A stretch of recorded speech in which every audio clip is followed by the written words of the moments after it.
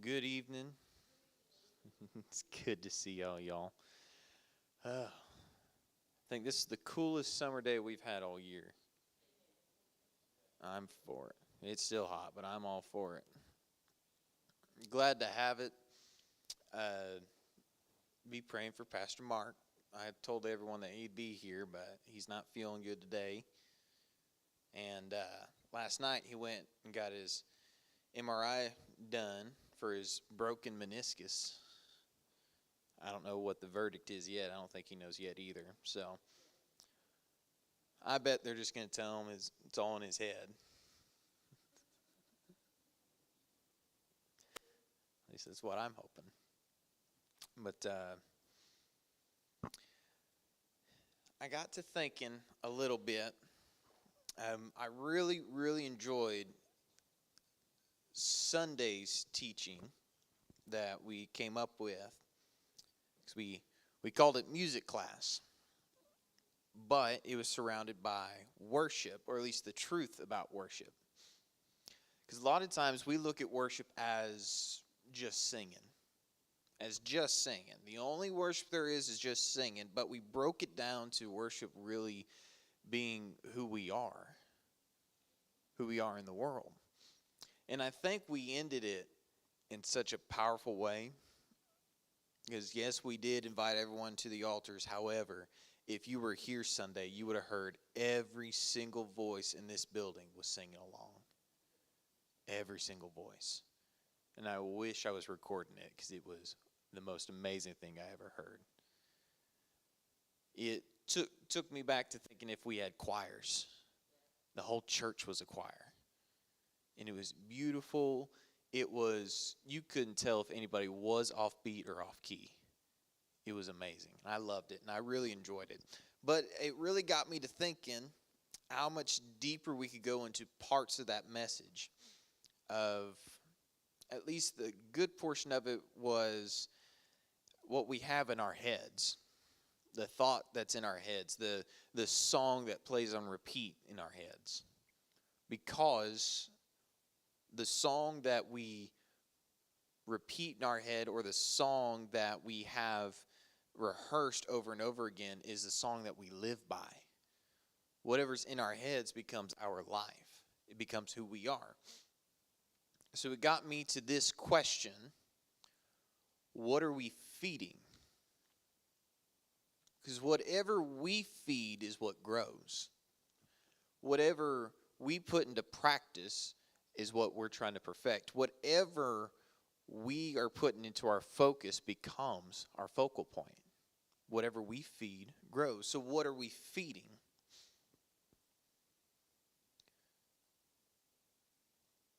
And the reason why us knowing what thoughts or songs we have, or what we think, or what we say to ourselves, the reason why that's so important is because the truth you live by is the person you express to be.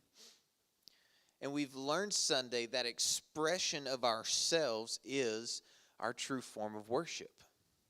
That was really the bottom line of it. Our expression is our worship. We might know the right songs, and we might know the right words, and we might even know the right scriptures. However, all of that does not compare to how we express ourselves. None of it does. Let me tell you what expression means, and I had to Google it. Because expression is broken up to multiple things. There's a form of math, or there's a definition in math of what expression is. There's facial expressions. Expression has a lot of different viewpoints, but what I'm looking at is the act of making your thoughts, your feelings, or ideas known through words, art, music, or actions.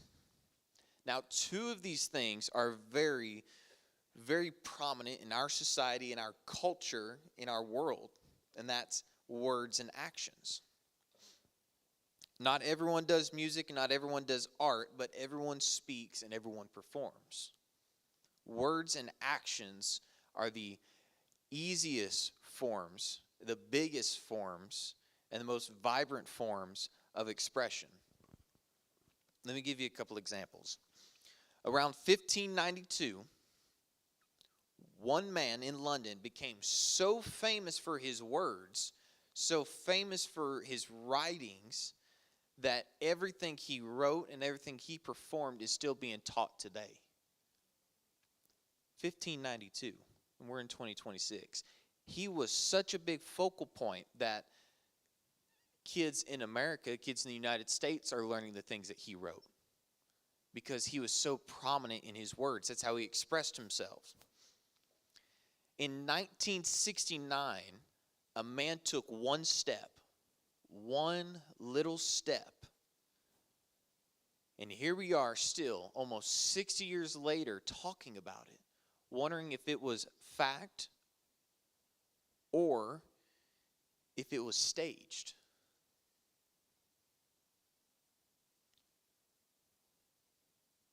I think it was real.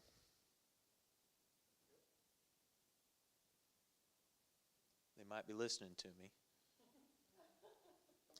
If you don't know, in 1969, the U.S. landed on the moon. Took one step, and we're still talking about it almost 60 years later.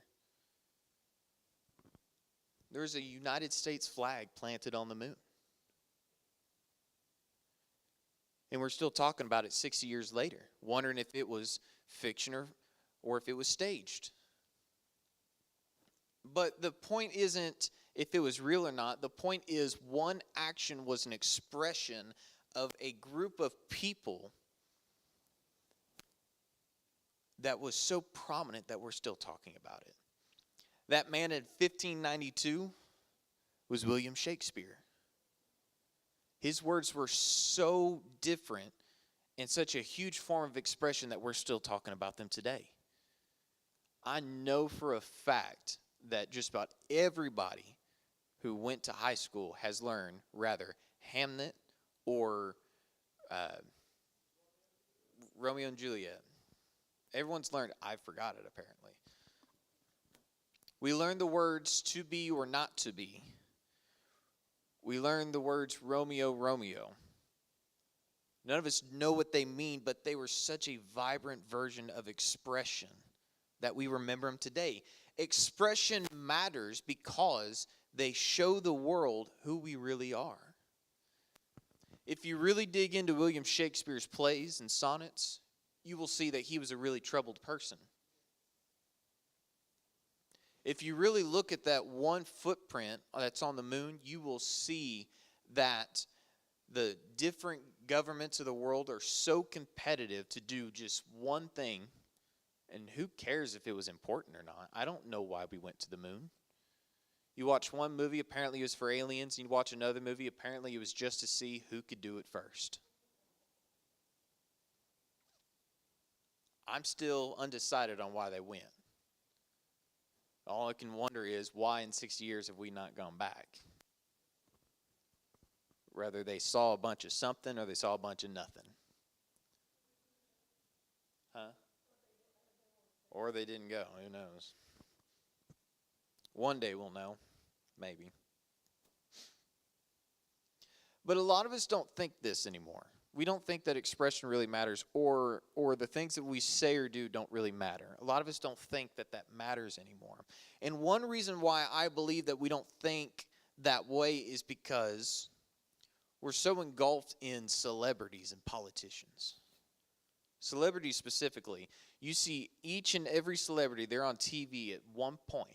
They're rather in a movie or they're in an interview somewhere, and they act a certain way, they say certain words, and most people today will tell you that's just their character. They're playing a person. They're pretending to be somebody that they're not.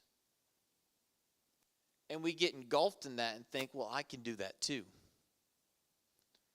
But I promise you, the way that they're expressing themselves is doing something. They have a purpose for it.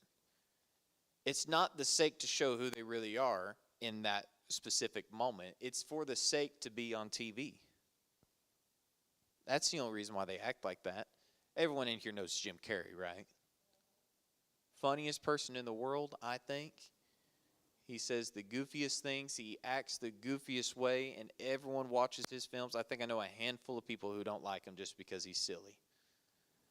But he acts that way for one reason, and that's just to be on TV. He's expressing this want that he has. He's expressing his want to be on TV. This has become his livelihood. This has become who he is. Yet we look at it and we think he's just being a character. We think it's just not important. He could just do that. Regardless of the motive or the reasoning, that shows who they really are. If they're pretending to be a character, then that's all they are. It's just a character. Some people today will tell you, if you look hard enough, that Jim Carrey isn't even a real person. I bet you if you really look at half the celebrities that you don't even know their real names. Toby Keith has a ranch outside of Moore. The letters T and K are not on the gate. Because apparently Toby is his middle name. Who knew? I learned today that Dolly Parton really isn't named Dolly Parton. That blew my mind. It's showbiz. I want to make sure that my name's well known, but not my name, just a name that will get me well known. Conway Twitty. I don't even know what his real name is. Conway and Twitty are two towns in Texas.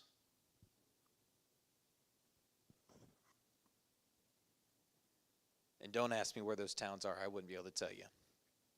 But I'm telling you today, who you are and who you express yourself to be really matters. One of the many things that we are called to be as believers, as disciples, and I think this is the most important one, is to be an example. I can't tell you how many times I see it, or I've never counted because I don't think the number of times matters, but often, on and on again, we're told to be an example.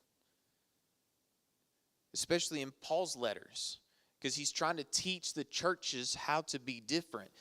Be an example. It's one of the greatest things that we're called to be. An example is the leading focal point of decision making in a community. That's really what an example is. Let me give you this. Imagine this. We're in a world full of greed and hunger. And it didn't just start happening. This has been happening for a while. If you know your history books, a long while ago, there were these towns in these big cities like New York called Hoover towns. We don't call them that anymore because that president isn't around anymore. Most people my age probably don't even know who President Hoover is.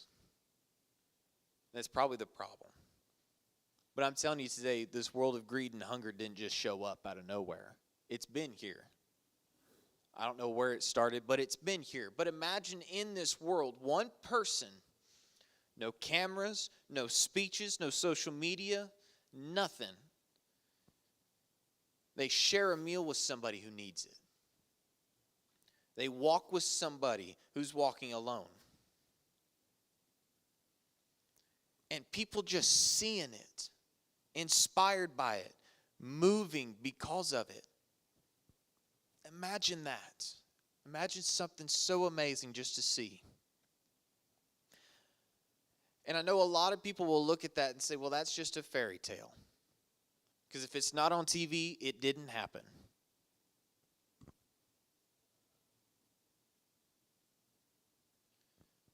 If it's not on Instagram, it's fake. If it's not on Twitter, you're making it up. Or X, whatever they call it now. But I'm telling you, this isn't a fairy tale. And us as believers should never think it is. And it's not an unreachable expectation. We all know the words. Though you have done this to the least of these, you have also done unto me. Fed the hungry. Housed the homeless. Invited the stranger. All of these is exactly one person can do. And it's a great commandment. And that commandment was just to treat others as you would treat yourself. That commandment has become so prominent that we teach it in our schools without even knowing where it came from. I used to ask people that because people would ask me, what do you think about the Bible being in school? I'll ask them, where did the golden rule come from? Or I'll ask them, do you believe in the golden rule? Well, yeah, I think anybody should treat each other as they would themselves. Well, good, so do I. I think people should know where that came from.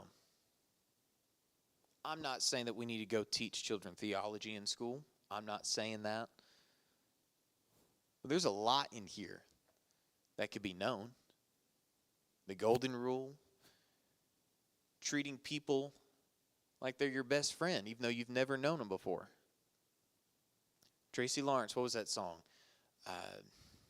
What was it? The Front Porch? Is that what it was? Treating your neighbor like he's your next of kin. Nowadays, I don't even want to see a neighbor within 20 yards. They're loud and they have dogs. I love our neighbor, Chris Mooter, but man, are his goats loud. And his kids, I can hear them from inside the house. But there used to be a time that it wasn't a problem. Used to be a time your neighbors did just come over.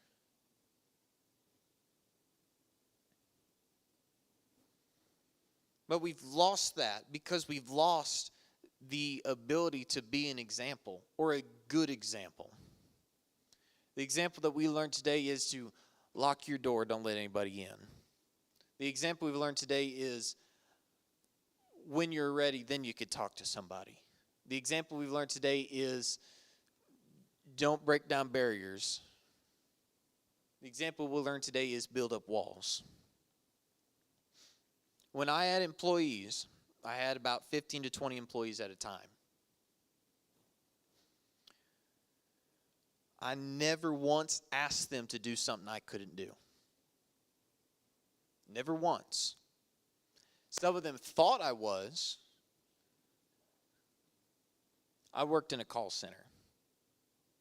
Well, other people called it a call center. It wasn't a call center. We did take phone calls, though, so we can split hairs over that if you want. I don't work there anymore, so I really don't care. But we took phone calls. If I asked them to take 60 calls, I rather showed them that I could do it or showed them where I've already done it. If I wanted them to de-escalate a situation, the very first time I would take the call and show them how to do it. And when I promoted leaders, I stressed to them, guide people and show them how to do it. Be examples. And if those leaders, if they got backed up in work, I did the work for them. The next day they would come by wondering why I did it. And believe me, I did not care about the company. I did not care if a multi-billion-dollar company got backed up in a little bit of work. Did not care. The only thing that I cared about was the well-being of my employees. And the other thing that I cared about was what example are they picking up from me? What are they seeing from me? What are they going to do based on the actions that I portray? That's all that I cared about. All of this just so that they can see and reproduce that one expression, that example, so they could reproduce this action. Maybe not exactly how I did it, but in the same way. Never ask anybody to do something that you can't do. Never act like this work is not too much. To somebody it is going to be too much. To somebody it is going to be a lot of weight. But be that example that when they need help, you'll help them out. So that when they see somebody that needs some help, they'll help them out. One of the greatest lines I've ever heard from a movie was, one random act of kindness sparks another. And it was an off-brand Santa Claus movie. I think it was called Klaus. I never understood it. But that was the one thing that I picked up from it. One random act of kindness sparks another. But let me show you why I'm bringing this up. If you go to Galatians chapter 6, verses 7 through 10, this is what it says. Don't be misled. You cannot mock the justice of God. You will always harvest what you plant. Those who live only to satisfy their own sinful nature will harvest decay and death. But those who live to please the Spirit will harvest everlasting life from the Spirit. So let's not get tired of doing what is good. At just the right time, we will reap a harvest of blessing if we don't give up. Therefore, whenever we have the opportunity, we should do good to everyone, especially to those in the family of faith. Now, I'm reading the New Living Translation. You probably know the verse, you reap what you sow. You harvest what you plant, you reap what you sow. And a lot of people, I think, look at that they stop right there at you reap what you sow, and they get stuck at that. Like, they look at it as this: if I give good, I will get back good. And I know this partially what we preach here, or what we teach here, is that if you bless others, I know you'll be blessed. But that's not what I'm talking about here. Because this is not for the pursuit of our own benefit. This is for the pursuit of what is good. That's what this verse is talking about. Whenever we have the opportunity, we should do good to everyone.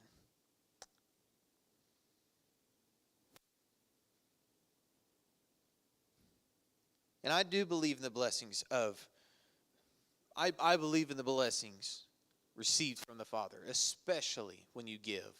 In however way that you give, monetarily, physically, mentally, whatever it is that you do, I believe in the harvest. I believe in the blessings that you'll receive. I've seen it in this church. I've seen it outside this church. I've seen it everywhere.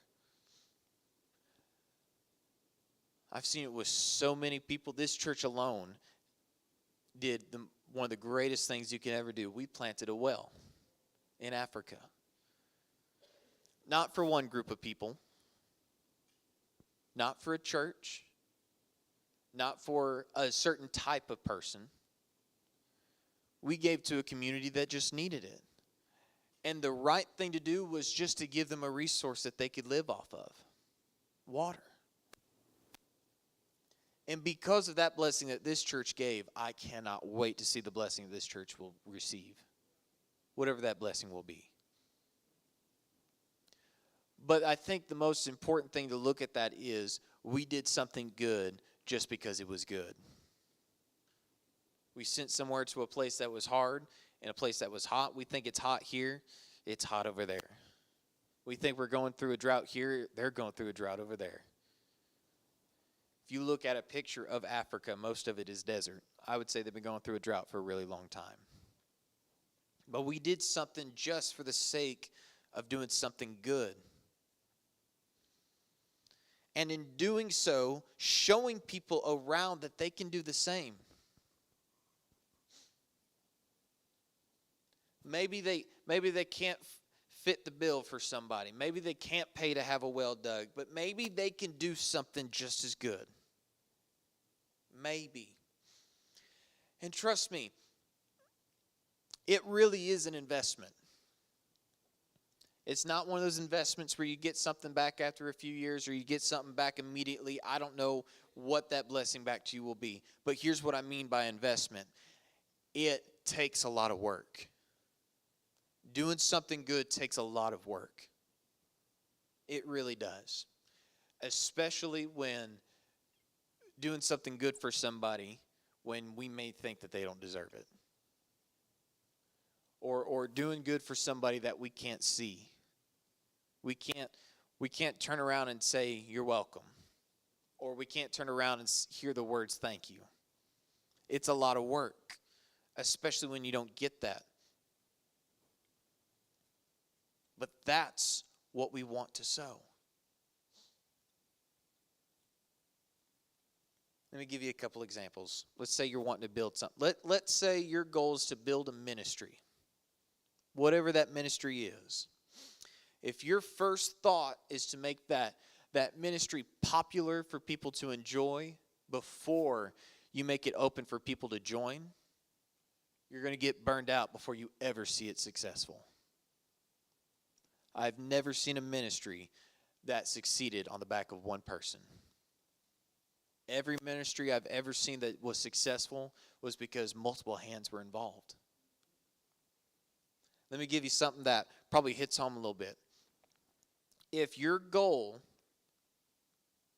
let's say you're building a house, if your goal is to hang up decor first, you're going to be sleeping in the dirt. You will sleep in the dirt way before you even see a wall where you can hang your paintings on. That might be a goal in building a house. But we got to do the work first. Something has to start first. When Jesus started his ministry, he set out to find those who would learn from his example and reproduce that same example. Because there was a point to it. There was a point to it. We all know Jesus could have done it by himself. Because we all seen it. He could perform miracles without even seeing somebody. All he had to do was say the words. All he had to do was just think it. We know that he could do it. But he made this very plain for us. And I don't think it always has to be 12.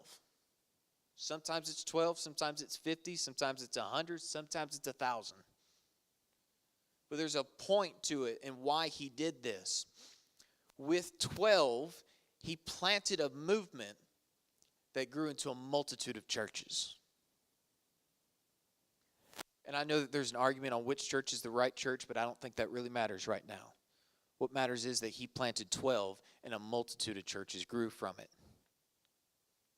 And it spread all across the globe. Started in one small place on the map, and it grew everywhere. Even in the countries where they don't even allow Christianity, there are churches there. They might not be big, tall, and pretty with a steeple on it, but there are churches there. There are people that are sneaking in one page at a time. All because of a few seeds that were planted over 2,000 years ago. Within those churches, more seeds were planted. Within those churches grew communities, ministries, and families that have and will last for generations. And all this started from one planting a seed that was for the good of the people.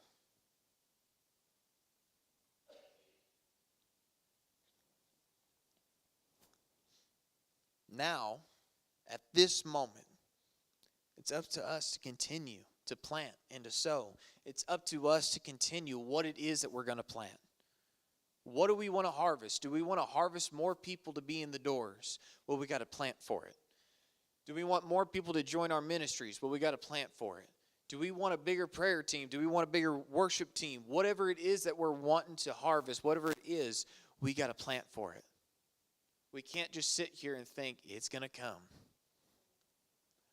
The rain will come, but we got to plant for it. I told this to a preacher that knocked on my door one day. He was trying to get me to come to church. I let him talk. Eventually, I told him I already have a church. I don't think he was too happy at that point. He was a nice guy. But he asked me, what do you think believers need to do whenever they get saved? And I said, well, believers need to do some work. And I learned that from where the red ferns grow. There was a little boy, and they filmed this in Oklahoma, so y'all really should go watch it and then go drive around and see if you can spot it. There was a little boy who wanted a couple hunting dogs. And he prayed for it. He prayed, I want dogs. So I could hunt raccoons, whatever the reason for. I don't think raccoons taste good. I've never tried any. Have you, Nanny? Never eaten raccoon? Just the furs? Oh. make those funny little hats. Yeah. But he really wanted it, and he prayed for it until one person said, well, you got to do some of the work. Now, as a kid, I really didn't pay attention to that part. Every time I watch it, I think I'm just watching it to cry. It's the saddest movie in the world. You can keep your old Yeller. I'm not a fan of golden retrievers anyways. If you want to know why, go look up any Facebook video of golden retrievers. You got to do some of the work. You got to do the planting. Maybe maybe you have to till the ground. Something. You can't just expect something from nothing. As far as I'm concerned, there's only one who can expect something from nothing. But we can't. If we really want something, we got to do something about it. Here's something else I want to ask you. Because first we talked about being an example, but we all know that being an example is very difficult. I find it very hard to be an example. Everywhere I go, don't cut me off when I'm driving. Don't look to me. Brother Austin asked me this a while back when I first started driving. He said, what do you do when someone cuts you off? And for some reason, I have no idea why, in church I said, I give them the finger. I don't know if that made that back to pastor. I don't think it did because I was able to walk that week. I find it so difficult to be an example. I find it so difficult when people are shopping and they're still using cash whenever we all know debit cards and credit cards are faster. I find it so difficult to go to Walmart when they won't even let you tap your credit card. Oh, did they change that? Oh, I don't go to Walmart anymore. Maybe I will. I find it so difficult when someone parks at the pump and goes inside to shop. I find it so difficult to be a good example because people make it so hard. My mom used to say this. She used to say, words do not equal actions. I understand what she's saying, but when someone says something to you, it is really hard not to do something about it.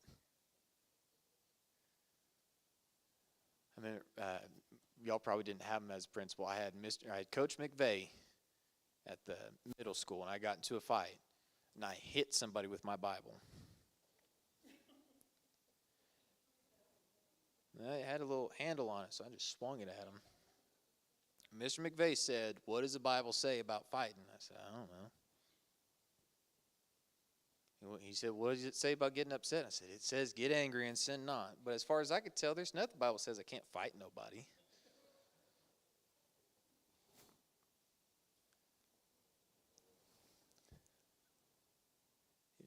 It's really hard to be an example. The reason why I'm even telling you all these things is just to help you understand that I get it. Being an example is the toughest thing that you can be.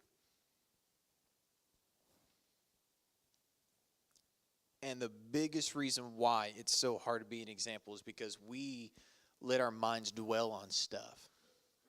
We let our minds dwell on stuff that really hit us at home. So I want to ask you, what are you allowing your mind to dwell on? Because what you dwell on seeps into your daily thinking, and your daily thinking dictates your daily living. When all you can think of is what somebody said to you, you start to believe it. When all you can think of is how someone treats you compared to somebody else, you start to live it.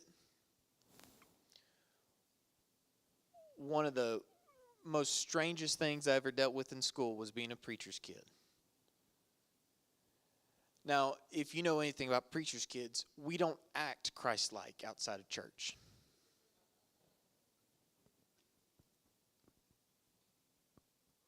Unless pastor is around, then we do. But it was not very hard for the entire school to figure out exactly who my dad was.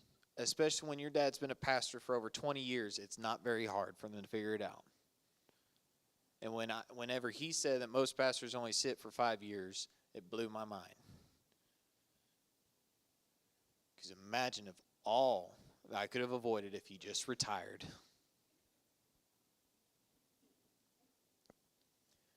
I got left out of stuff. I got put into difficult conversations that I know I could answer right now, but I couldn't answer it then. Because I'm this, does that mean I'm going to hell? I don't know. How should I know? Those weird conversations, and all I wanted was to be treated like everybody else. No one else is getting asked those questions. No one else is getting put in those conversations. No one else is being avoided. Well, somebody probably is. I don't know. It felt like nobody else. But I'll tell you, for the last few years, I'm still dwelling on it. And I haven't been in school for at least 5 years. I haven't talked to somebody in high school for at least 5 years. All my friends went to different schools. But when you dwell on it, you start to live it. And before you know it, other people who aren't even your friends, they're not your family, they're just people that are around you, they determine what your life is. Philippians chapter 4 verse 8 says this: fix your thoughts on what is true and honorable and right and pure and lovely and admirable. Think about things that are excellent and worth praise. Listen, I know it's hard to not pay attention to the negative things people do, the negative things people say. I've been hearing it. I've been living it all my life. It is hard. And I'm telling you, I'm still thinking of it. Even at this very moment, I can think back to exactly the things that people said. And I used to tell people this at work too, because they always said, we only get rude people on the phone. I said, no, you had one rude person on the phone. Why are you only focusing on that one person? I bet 20 people said thank you. I bet 10 of them said you're doing a good job. I bet at least 5 of them said they're glad they talked to you today. But all they can think about is that one person that's accusing them of stealing their money, accusing them of keeping them from having a good vacation, accusing them of destroying their day. Because for some reason, those negative things are just easier to focus on.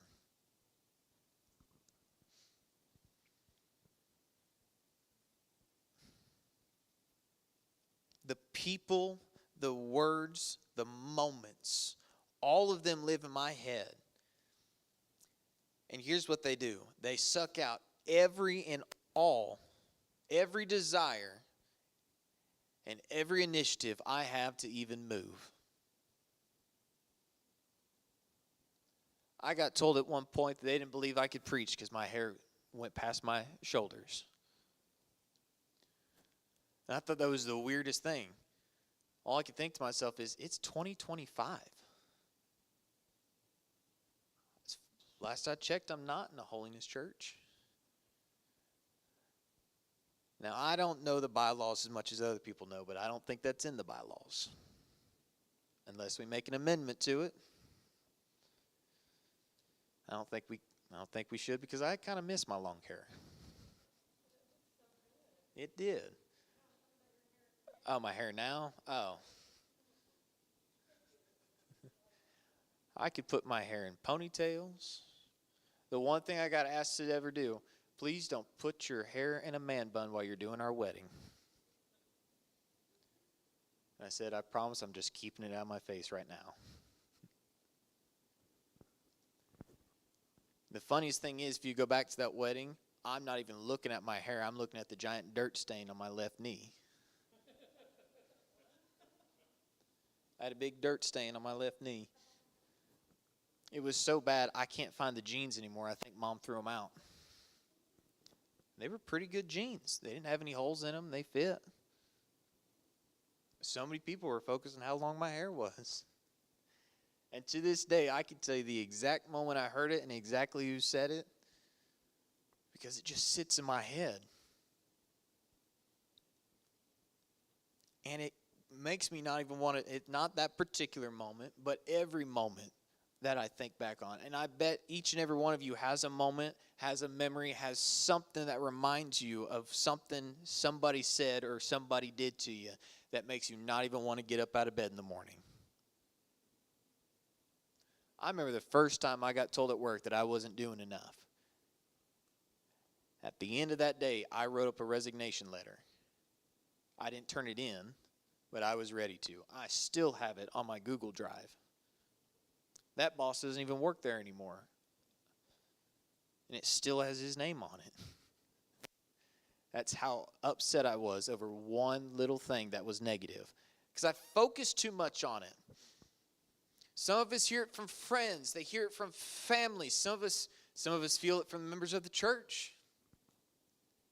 And that keeps us from wanting to open up. That keeps us from wanting to stick around. That keeps us from wanting to engage.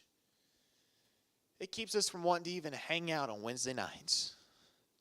Now, I know that there are a million other reasons too, but I know that there are some people who don't even want to come on a Wednesday night because all they can think about is something somebody said to them. And we hear it all the time. We always hear it. You need to move. You need to get out of that pew, and you need to get involved. We hear it over and over and over again. We need to be active members of our church. But as soon as we focus on a negative moment, we immediately think there's nothing that we can do. If I did so bad this one time, what's the point of me even getting up? If I'm no good at it, what's the point of me even being here? If I'm not making nobody happy, what's the point of me even sitting next to them? If I can't make these people happy, how can I make even more people happy? How can I do any of it? We need to shift our focus. What does the scripture say? Fix your thoughts on what is true. And I think we should all know at this point that truth is not a series of facts. There are facts, there are opinions, and there is truth.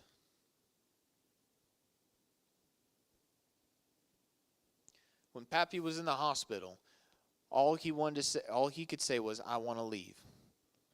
Because every time those doctors came in, not a single one of them had a good thing to say. Not a single one of them can say, "You know what, for a man that's reached 70, that's pretty impressive." All they can say is, "Sir, you're going to die."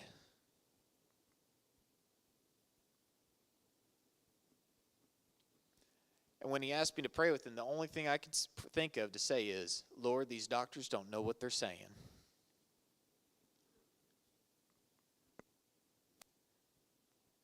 He might have a gravestone at the Blanchard Cemetery, but those doctors are still wrong. And the greatest thing that I could think of is he didn't focus on what they had to say. The only thing he could focus on was getting away from it. Because he knew that if he kept hearing something negative, he might have just believed it. All he wanted to do was go home and listen to something positive for a change. Sometimes maybe that's what we need to do to shift our focus. We always hear this phrase, be around 3 billionaires and you become the fourth. And really what they're saying is you become the people you surround yourself with. And I know a lot of people in my age or people younger, even people that are older than me, they hang out with people that do nothing but belittle them.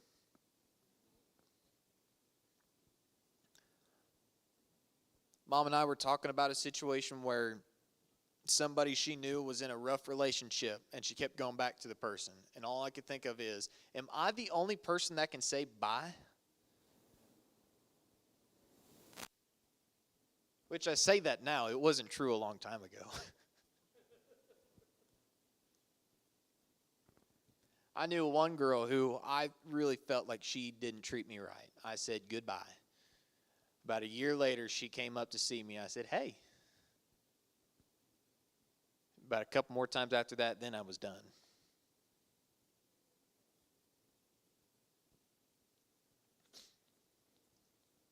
But at this point, we have to realize that truth is not a series of facts. There are opinions, and there is truth. And we all know the scripture, but we really need to start living it. Jesus said, I am the way, the truth, and the life. He doesn't speak truth, he is truth. The words in this Bible isn't truth. The words in this Bible contain someone who is the truth. It's deeper than that. It's more than that. What people say about you isn't true. How bad people make you feel isn't true. The things you say to yourself isn't true. And I will tell you this, if you are stuck every morning waking up looking at that mirror wondering why you're even looking at yourself. If you wake up every day and you have a problem with yourself, you need to come find somebody here. I know a handful of people that will give you a list of things that you should be saying to yourself. They've broken it down to a worksheet. What is it called? Daily affirmations, I think is what it's called. Some of us think it's silly, but if you say the truth to yourself more than once or more enough, maybe you'll start to believe it. Maybe you'll start to live from it. Maybe you'll begin to be it. Because everything that you hear is not true. The negative things you say about yourself isn't true. And I'm telling you that this is the moment to break that cycle. Because that's all it really is just a cycle. It's just a revolution of hearing yourself say something. The reason why those negative thoughts really bug us is because we start thinking it's true. That one moment that someone calls you dumb, you go home thinking about it, well, maybe I am.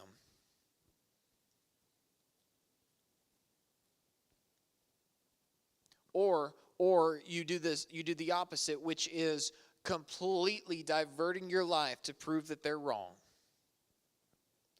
Someone says that you're a bad driver, the next day you're looking for them.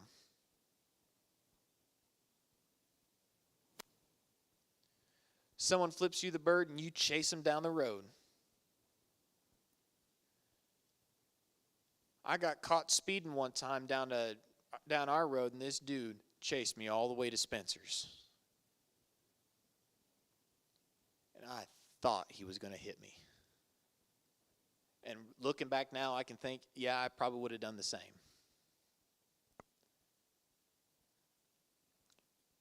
But the things that people say to you, if you really, really believe it, then you really, really need to find somebody to help you break that cycle. Today is the day we're going to break that cycle. This is the moment to change the tune. This is the moment to change your mindset and to focus on something a little bit more important.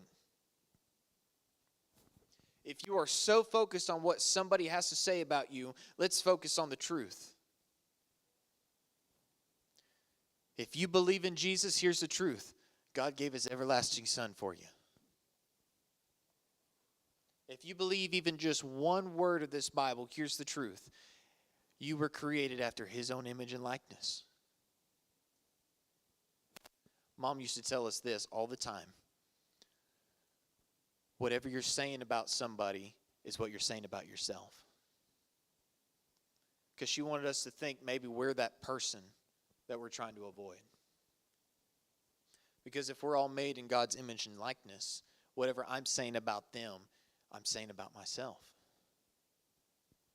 If I truly believe that they're a creation of the Creator, then I need to start acting like it. I need to start speaking like it. I need to be an example. But if you're really focused on this, I want you to really focus on maybe this truth. Be changed by the renewing of your mind. Something needs to change.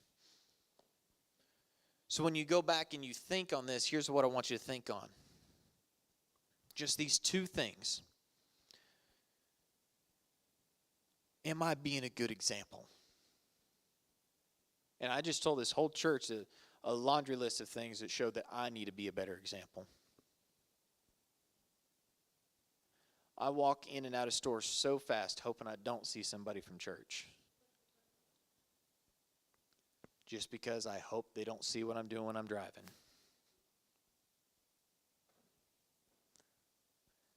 I bet y'all don't know this. I text and drive all the time.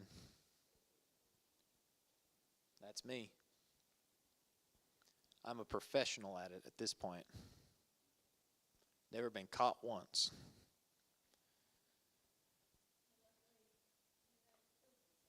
And that too. Or somebody else.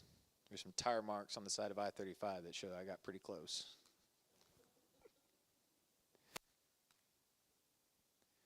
I don't change CDs while I'm driving anymore, I'll tell you that.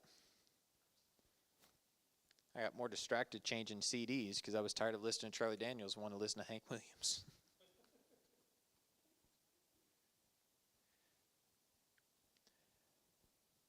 The main reason why I'm telling you this is there's a lot of people that are going to start driving. Parents, they don't need driving lessons from me. Gage don't need driving lessons from me. Unless you want a list of things what not to do. Am I being a good example? And the other thing I want you to think about this week is, what thoughts are plaguing my mind? What is something that I've been going back and thinking on for years that I just can't let it go? What focus needs to be shifted? That's what I want us to think about. I'll give you another reason why this is important. If you become those thoughts that are playing in your head, you'll become those same people that you've been so upset with all these years. I've seen myself turn to people who I got so mad at just for calling people names. And that's exactly what I went out doing. Just because I could not let it go. These things go hand in hand, being an example and letting go to what's plaguing our minds. And I want us to think on that this week. Father, I praise you and I thank you for giving us this wonderful moment to be here. I pray that every word that you have given us every day, every word that you've given us, that we will recognize it for what it is. Because we know that your word is truth. We know that you are truth. And I pray, Lord, that you will not just remind us of that, but that you will intercede our thinking of that. So that we will start focusing on that truth and stop focusing on stuff that doesn't matter anymore. And I pray, Lord, that you will help us use this so that we can walk out being true examples of your church and of your ministry. And I pray this in Jesus' name. Amen. All righty. Now, I know I said this last Wednesday and Sunday. Pastor Mark is back. I'm just praying that he'll be here Sunday. He's feeling a little under the weather today, so be praying for him. And I promise you, the 5-month-old is not helping. He is louder today than he's ever been this week, and I don't know what's wrong with him. I think Paul said Sunday that he's worshiping. He ain't crying as much anymore. It smiles. It's just really loud. I wish he would take Pastor's example and just sit back and take a nap. Be praying for him. Be praying for everyone that we're missing this morning. And be praying for everybody that we're going to see Sunday. The new faces that we've seen. The new families that we've seen. And all the blessings that we can be to this community. Be praying on that. Gage, will you dismiss us?